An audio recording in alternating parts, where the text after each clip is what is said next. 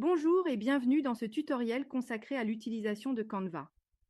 Aujourd'hui, nous allons apprendre à créer un post Instagram attrayant pour une agence de voyage fictive. Vous découvrirez comment choisir les couleurs, les polices et les éléments graphiques qui correspondent à l'identité de marque d'une agence de voyage et au format d'Instagram. C'est parti! Première étape, connectez-vous à Canva. Une fois sur la page d'accueil, cliquez sur Créer un design et sélectionnez le format Post Instagram. Ce format est déjà optimisé pour le réseau social avec une taille de 1080 par 1080 pixels, parfait pour garantir que votre contenu soit bien affiché sur Instagram. Alors, donc la première étape, c'est de faire le choix des couleurs. Donc, je vais aller donc dans publication Instagram et je vais aller sélectionner parmi des modèles, des designs, une, un visuel qui pourrait être intéressant pour l'agence de voyage.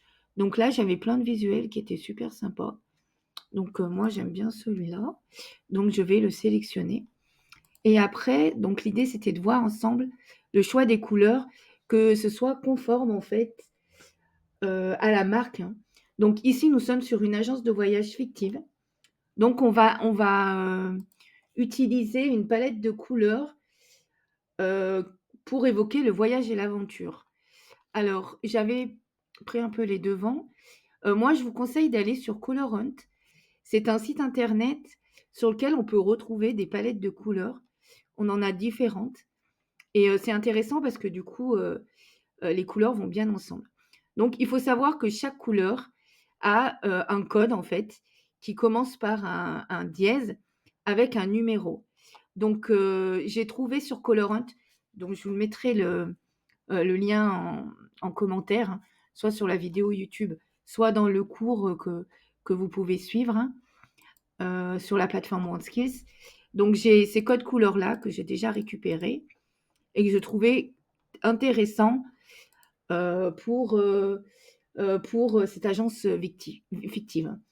C'est vraiment une palette de couleurs qui va évoquer tout ce qui est voyage avec ce vert, hein, et l'aventure avec cet orange. Voilà, donc ces couleurs, quand je clique dessus, je trouve le code couleur ici en cliquant sur le plus, qui est composé du dièse avec le code. Et donc, c'est ce que je vais pouvoir mettre ici. Donc, en fond, je vais déjà utiliser, je pense, cette couleur-là, qui est plutôt pas mal. Hop, on va essayer avec ce code couleur-là. Hop, en fond. Ou alors, je vais prendre plutôt une couleur un peu plus claire, pardon. Je vais prendre cette couleur-là. Hop. On va tester. En tout cas, sur cette agence de voyage fictive, là, je peux bien respecter, en fait, la marque, hein. Je respecte l'identité visuelle de la marque en sélectionnant ces codes couleurs.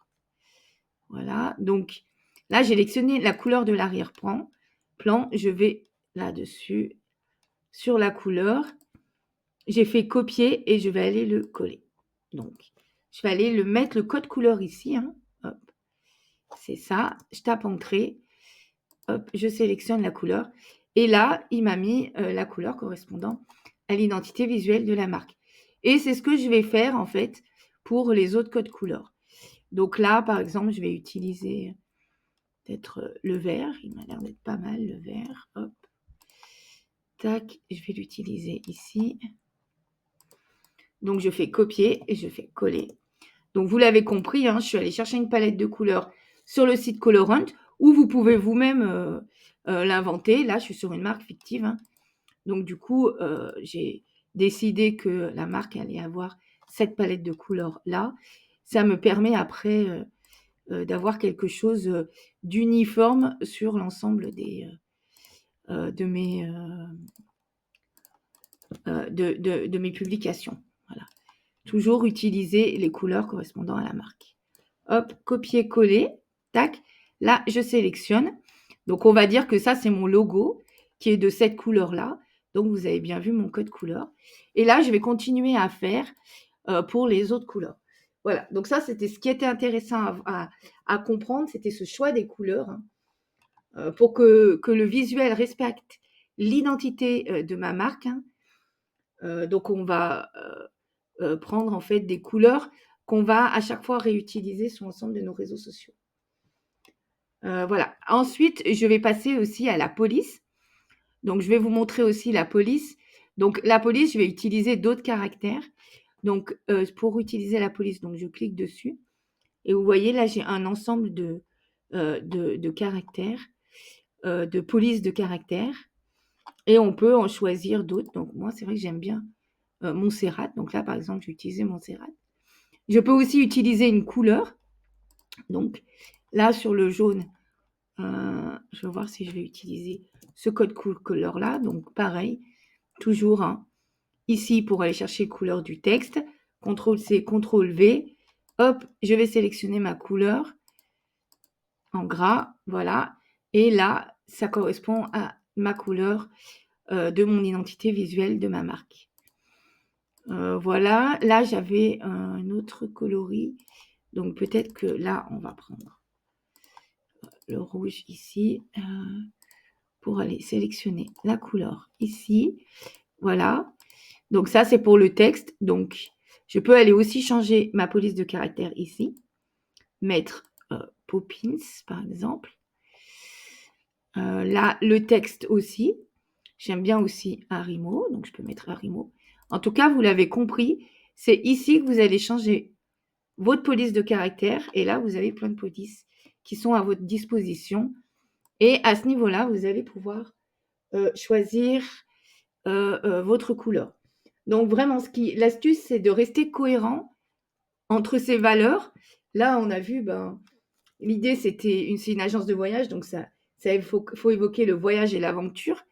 Donc en fonction de ça, je vais choisir aussi des couleurs, les valeurs et l'image qu'on souhaite véhiculer. Donc là, ici, l'aventure, la détente, l'évasion. Voilà. Et dans la suite du cours, je vous mettrai aussi la signification des couleurs. Voilà pour cette première partie. Alors, après le choix des couleurs et des polices hein, de caractère pour les textes, nous allons voir ensemble comment ajouter des éléments graphiques. Les éléments, par exemple, alors on peut avoir des illustrations, voilà, ce genre de petites choses, des photos. Là, par exemple, on a une photo ici. On pourrait aller changer, hop, par le glisser, déposer. On pourrait mettre une autre photo. On peut aussi mettre des vidéos, s'enregistrer, hein, mettre de l'audio, mettre des formes, des cadres, etc. Donc là, au niveau des illustrations, là, par exemple, on a une illustration. C'est voilà, c'est cette petite valise. On a aussi une autre illustration qui est l'avion, mais on pourrait très bien faire le choix, par exemple, de mettre ça, c'est sympa, voilà, ou de mettre d'autres illustrations en fonction du voyage. Donc encore une fois, là vous avez le pro et après vous avez des choses qui sont plus gratuites. Là par exemple, c'est gratuit. Hop, si je veux mettre ça à la place de la valise, je peux mettre ça ici.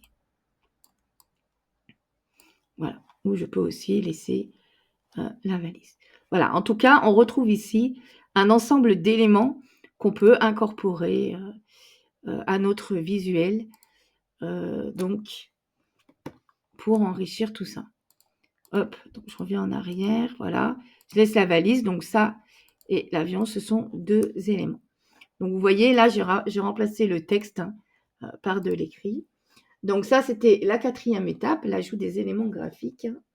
Donc on va rechercher des icônes ou des illustrations dans le menu éléments qui vont évoquer le voyage, comme des avions. En général, on a la valise, on a les palmiers, on peut avoir les cartes, ou tout un tas d'autres choses, voilà, qui sont intéressantes. Ensuite, on va regarder comme ça, l'harmonisation, vérifier que le visuel, il s'harmonise bien. Donc, je vais remettre l'autre photo parce que la photo que je venais de mettre était payante. Donc, on fait une totale gratuite. Mais là, vous voyez, on peut retrouver des photos qui sont gratuites. Celle-là était gratuite. Si je veux, je peux en trouver d'autres.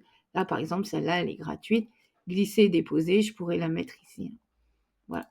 Donc, on a quand même pas mal de photos comme ça, par exemple. Photo aussi est gratuite. Glisser, déposer.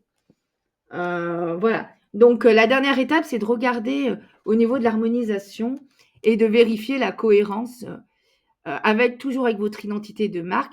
C'est pour cela qu'on va, au départ, choisir les couleurs.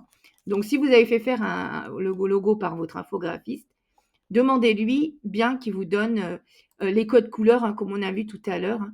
Chaque couleur a son code et il faut que votre infographiste puisse vous donner ces codes couleurs pour que à chaque fois votre visuel soit en harmonie avec votre identité de marque. Voilà. Et voilà, vous avez créé un post Instagram professionnel pour votre agence de voyage en quelques étapes simples. N'oubliez pas de rester fidèle à l'identité visuelle de votre marque en utilisant des couleurs, des polices et des éléments qui racontent une histoire et captivent votre audience. Merci d'avoir suivi ce tutoriel. À vous maintenant d'explorer et de créer des designs toujours plus inspirants avec Canva. Si vous avez des questions, n'hésitez pas à les poser dans les commentaires sur la chaîne YouTube. Pour les apprenants de la formation Créer du contenu impactant avec Canva et ChatGPT, laissez vos questions dans le forum.